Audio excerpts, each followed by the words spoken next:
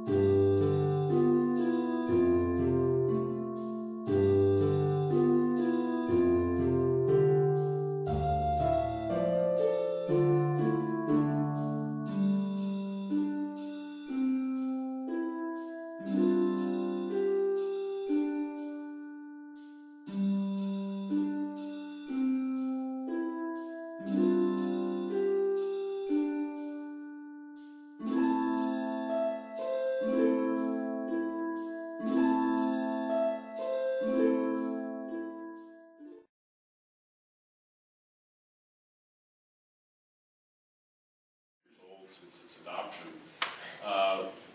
The concept of sustainability was very much in its infancy, and so being able to also incorporate things such as the job housing balance and sustainability in this project are things that general plans in the years to come are going to be definitely included and discussed as far as the visionary documents for either cities or counties.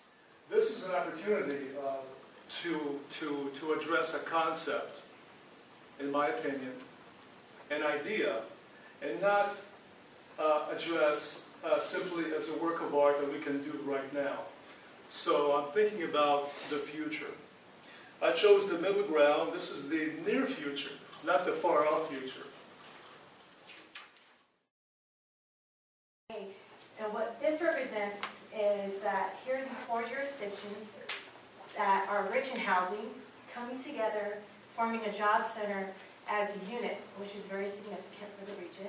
And the kids, by adding their interpretation of how they see their community, and of course they're the beneficiaries for what we ultimately do today, it's kind of a neat project because the kids kind of put their interpretation on it, and then also just represents the 4 jurisdictions coming together to create something beautiful. And again, the basis is propeller, which essentially honors the former military base there. So that's sort of the concept that we're learning. Yeah, what she said. And a couple other things. I made this storyboard here. And there's like a yin and a yang symbol with a tie with dollar signs. And then the homes, so for jobs and housing, but the balance of it. So that's that symbol right there.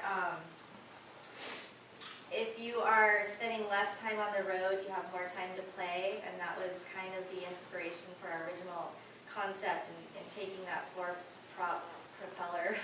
And we really wanted to put it down on the ground and create a merry-go-round out of it that you could actually use. Our topic was noise, the noise element. And so looking at noise from a planner's perspective, I wanted to talk with Ruth about how planners look at noise. So we look at it in terms of keeping noise-sensitive people away from loud noises through setbacks or through barriers and things like that.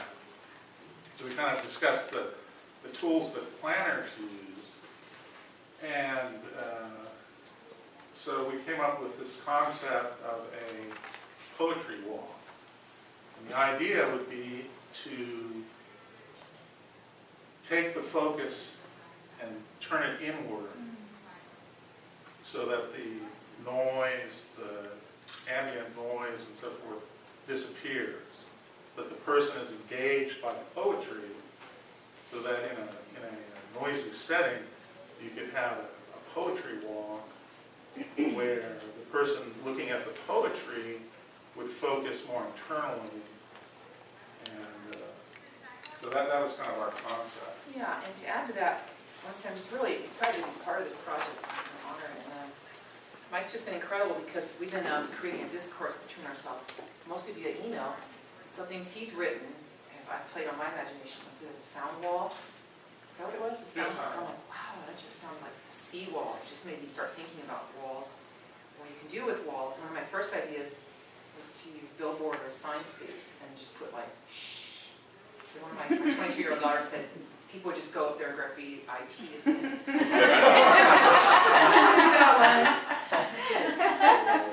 You would do that. Yeah, people would. It'd be cool though. At least they would think of shh first. So anyway, and then Mike was saying the sidewalk installation idea. He was thinking about going to Hollywood and people look down at the stars. I live in Palm Desert. I actually know Buford Kreitz very well, which is really cool that we're working with him. And so Palm Springs also has the star thing. And so we were thinking of incorporating soft, thoughtful poetry and putting them into soothing shapes along the sidewalk that seem to flow and just, not just to create an absence of sound, but to suggest alternative sound to appeal in a sensory way.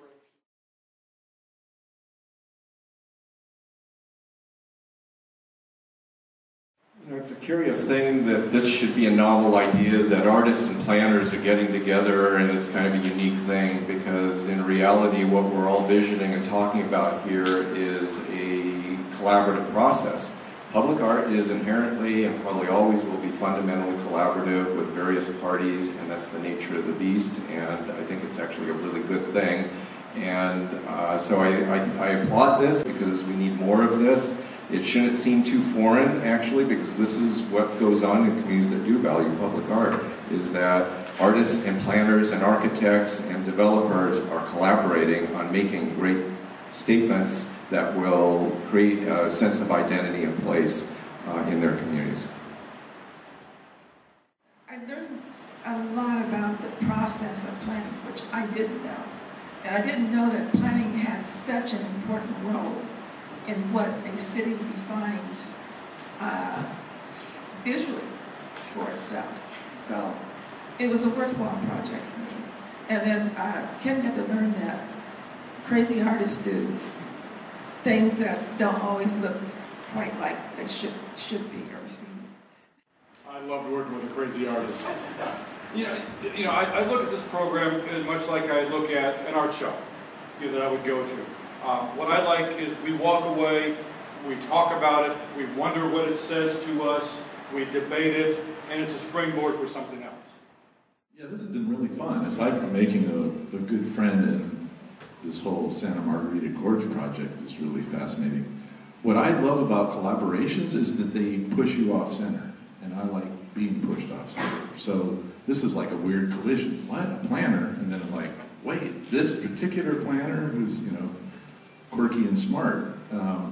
So I've basically been thinking of trying to create my own continuing series of these collisions. So I basically, for 3 months would pair myself with, like a hairdresser, or a social worker, and then a stripper, and then, I don't know what my wife would say about this, but try and do a collaborative piece and series where it's like, what? You tell me about your world, and then we'll try and do something. Wouldn't that be cool? Create art out of the general plan, out of these different elements. I mean, you got to be kidding me. And what it does is it really forces you to have to think about everything completely differently, because you end up with people like Doug, that have a different, his world is so different than mine, and how do you bring it all together? And, Mike, when I don't know, I hope yours is out there, but just the issue of noise and poetry, I'm thinking, this is weird, right?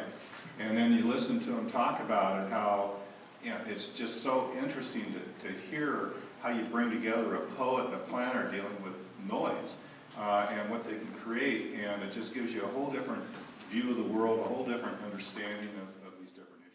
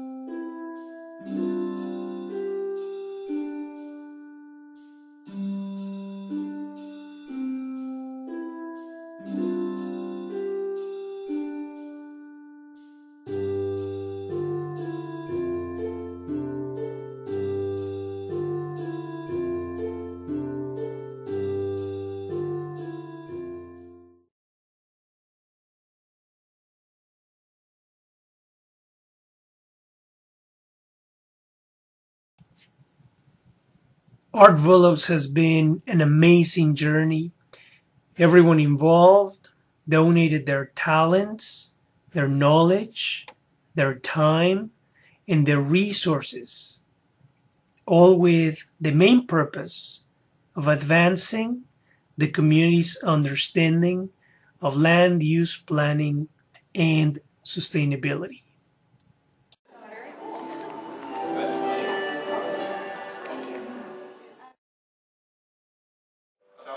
I see so many orange cones like that are running over. It's like not paying attention, people swerving through them or trying to get around them, running them over. I even see people picking them up out of the street and putting them in their trucks or something. And it's like, really? You know, safety is key, and especially on geometry, how they redid that little on and off ramp. You know. I laid on my back, arms outstretched to cool, damp grass, icy stars on black velvet. Overhead, and me feeling so small, yet so connected to that wide open place. I remember date groves all around, tall and ancient centuries and silent rows, guardians of the desert that I owned in my youth. The spring was a time of wonder when miles of sand rioted in color, overcome by joyful flowers, when April came to stay. And then it went away. Wide open places, wild, simple spaces, the sky untouched by light, the desert free to bloom, the palm trees proud and strong. I did not know it at all. This is called Test of Time. This is in the Arts and Cultures, category. So here we go. Through the generations, we have loved, lived, and learned. War's catastrophe and pain we've suffered. From our ancestors to today and into the future, we've endured. One thing has remained with us through all this, bearing the test of time. As they once were, so are we today. And our children, yet unborn. Our art, our culture, a common heritage. And the tie that binds. The joy of creation is our salvation. We must always be in the business of giving birth to artists and also to the audiences who will enjoy them.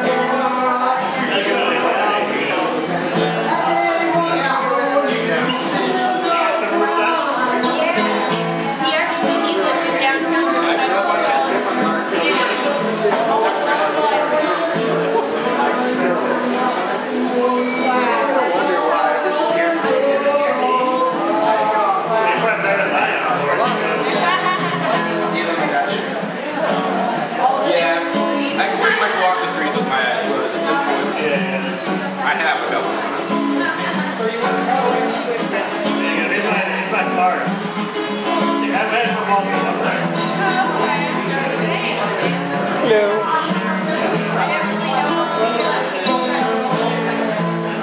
I just did a run for Chelsea Long Beach. I did it for Berkeley last week. That's so neat.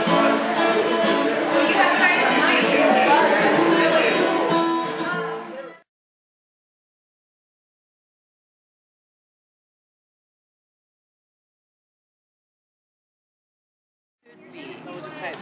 Which I thought, well, that's interesting.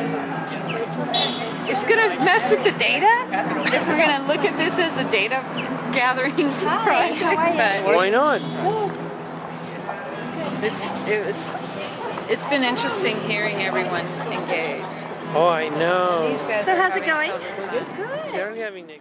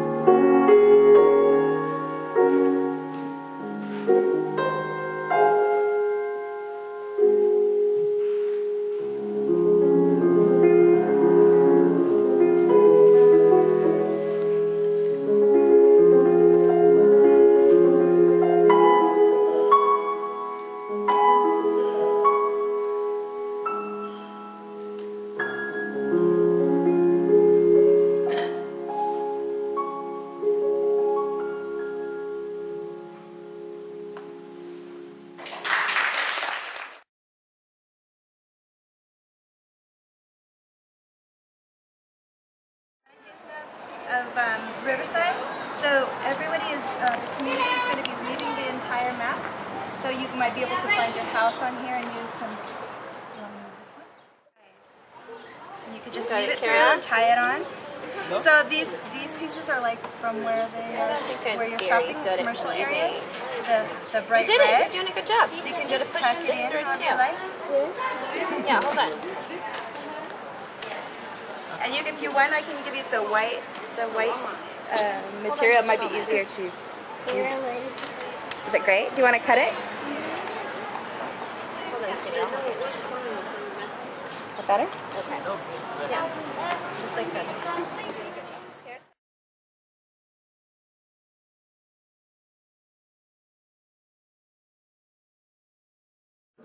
Whereas, you know, paving a whole lot of streets is very expensive.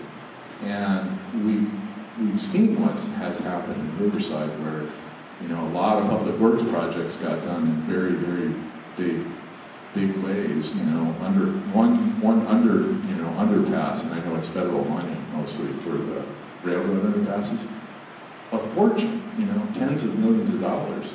And the arts budgets are like, oh man, there's $1,000 for you guys.